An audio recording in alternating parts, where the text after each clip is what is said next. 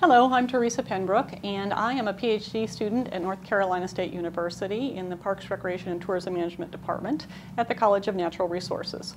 I'm also the CEO and founder of Green Play, LLC. We're a national management consulting firm that works with parks, recreation, and open space agencies around the country. And then on the board of directors and the faculty for GP Red, which is a 501c3 organization that works with research, education, and development for health, recreation, and land management agencies. I am here today primarily to talk about a methodology that we are using around the country in these various organizations and trying to implement into college curriculum to look at helping public parks and recreation agencies primarily figure out what their roles should be in the community in terms of providing various services, because especially related to the for-profit sector, the nonprofit sector, and the governmental sector. So over the years, there's been a lot of talk about what should government be doing versus what should government not be doing. And we believe that through a lot of research and a lot of background and testing and working with different communities, that we have come up with a tool that we call the Public Sector Services Assessment. This is really a facilitated methodology, and facilitated is a key word here because we're talking a lot about values and things like that that need to make sure that we have an objective third party involved so that the people participating don't feel like they're being led by someone with a biased opinion. So it's a facilitated methodology to objectively evaluate the appropriate roles of the governmental agency within a community in providing services. And it's important to say that it's different in every community, so it's very community specific as to what the government should be doing. When I talk about this, think about it from a community member standpoint. I want to know, have a say in my community as to how much people are involved. And this gives an effective business tool for governmental businesses, or any type of business actually, and I'll talk more about that, to determine which services they should be providing and how they should be delivered in what way. It is systematic, and it stresses fair and equitable use of limited resources, and so we talk about resource allocation, but it's primarily about how should we be doing this, or should somebody else be doing this, thinking kind of in an entrepreneurial way about what's best for the community overall in terms of efficiency and provision of service and those types of things. One of the things that we know is that if we have a lot of different organizations in a community offering duplicated services, it's inefficient. It fragments limited available resources, and none of those organizations do well. So if you've got a lot of for-profit and nonprofit and governmental all trying to do the same thing, we end up with competition, we end up with fragmentation, and it ends up with being a low quality of service, and it's not very cost effective for anybody. The other part of this is a lot of governmental agencies trying to be all things for all people. And we'll often see taglines from mission statements say things like, something for everyone. And the reality is that's not realistic. And so what we need to do is help an agency figure out what they should be doing. Otherwise they end up with a mediocrity. And so we want to make sure that we really focus on that high quality of service in a more focused way, very deliberate way, so that we're not just offering something because, oh, somebody came up with this idea. It's really about what does the community want and need. A lot of this is aligned with vision, values, and mission. Our point here is to determine in a community, and a community can be a small town, it can be a government, a county, it can be a large city, it can be a state, it can be the federal government. So whatever that jurisdiction is, in a community, what is our purpose, and who are we serving within that geographic jurisdiction? What services are we provided? How are they provided? And then why are they provided? So all of those questions are part of what we're asking when we talk about aligning with the vision, values, and mission. How the assessment works is that we first take an inventory of all the different services and programs and assets that a community is providing, and then we go through and take a look at who is providing them. Who is providing that service in a variety of different filters that I'll talk more about in a second. Who's responsible for those? This process helps us identify what we call core services. And to get down to, as the agency, what should be our core versus what are the other activities that we maybe should or should not be doing. It helps us get to that appropriate service delivery strategy, and we'll talk more about that as we go in.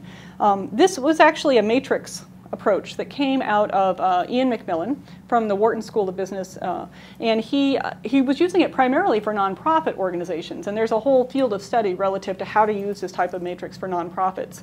I actually think it works well for for-profits too, so as you'll see as we get into it, everything I'm talking about today is targeted towards using it with parks and recreation agencies, specifically in the public sector. Although I will say that we can use it for citywide, countywide, and statewide government overall to talk about all of the services that are offered. So it's very dynamic and can be expanded depending on what we're trying to achieve in a given community. So core services. This is a term. A lot of times people think core. Well, that's just everything that we should be doing. We use that term in a slightly different way. We talk about core services are those that are not usually provided by the private sector because they can't generate a profit. Okay, because private sector is looking for profit, right? And so that's the whole piece here. They're usually services that the public is willing to fund through taxes for a variety of reasons, over time, historic reasons, or different things. If a service can't self-sustain through earned income, like fees and charges and those types of things, or alternative funding, like getting a grant for it, then we will probably choose to subsidize a core service. We may get rid of a non-core service because it doesn't fit a variety of reasons that we should be providing it. Being a core service is not a judgment, so we don't want to get stuck in that. It's not good or bad to be a core service. It just is something that is not generating profit for that organization. So that's a very important piece to keep in mind.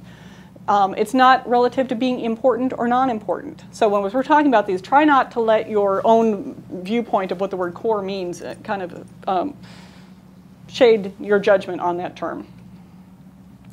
We're going to use a variety of filters to get to that. So we call these criteria filters, a straightforward assessment using 4 different filters. The first one is that fit with mission and vision, financial capacity, alternative coverage, and market position. I'm going to cover each one of these separately because through the years, and especially with McMillan's work, you start to see the various perspectives and frameworks from the nonprofit sector and the governmental sector start to merge. And through that, we come up with these being the primary 4 criteria. Obviously, other things will come up, but if you just keep in mind that we can fit most of our questions under these 4 different criteria for our community.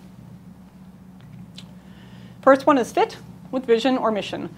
This is the degree in which a service aligns with the agency's values and vision, and reflecting the interest. I always say, does it fit the mission? We always just ask the simple question, is it a good fit or is it a poor fit with the agency's mission? If you don't know, a lot of times we start with, I don't really know. And a lot of communities have agencies with very vague missions or that mission of something for everybody.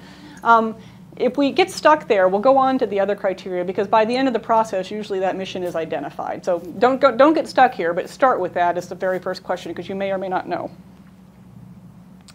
You'll see at the bottom of these slides, it says see handout.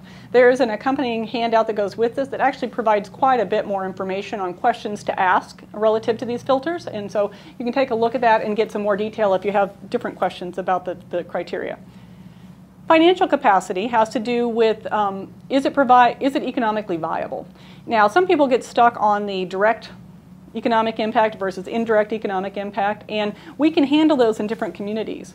If a community is very sophisticated and has a really good handle on direct economic impact from the beginning, for example, if they have gone through the pyramid methodology, which is another methodology that we teach that gets to that whole identification of direct and indirect and where things should be in terms of cost recovery. If you've done that, then we can talk a lot about the detail behind that. So it's very important because it helps define economic. You can also do this process without having done that. It's just a little bit more vague. So we just ask the question, is it economically benefiting the community if we offer this, or the organization, primarily the organization? Are they receiving economic value by offering this program or service? Alternative coverage. This simply means is somebody else offering it?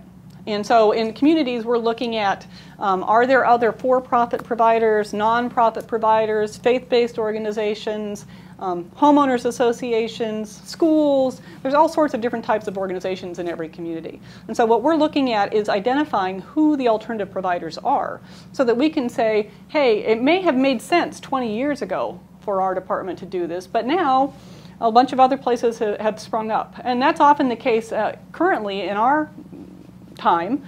A lot of elite sports are now being offered by elite gyms or elite sports associations. We didn't used to have that in every community, but there is a profit aligned with that. So we've started to see the for-profit sector kind of step into that role, which is great. What it allows us to do as a governmental agency is focus in on those things that are not elite and are provided for the overall community. So it allows us to target our niche. Another area might be fitness. We often see this question come up about should the governmental agency be providing fitness when there's a lot of fitness providers. We go back to the data, and we know that in any given community, typically about 26% of the population belongs to a private fitness club. The role of government is to help people be healthy and move. So we always say, well, what are the other 74% doing? And so we want to make sure, what is the niche? So it's the feeder program type of thing. So we talk about that through this process. What niche are the alternative providers at? Because we may say there's a whole bunch of them, and then we go, oh, well, they're not really the same. So if you start to have the discussions about, well, they're doing something different, then they may be in a different niche relative to our alternative providers. And so we can go back and say they're not really the same, so we're handling them differently. I hope that makes sense. So we're looking at, are there a lot of alternative providers in the same niche for that program or service or asset?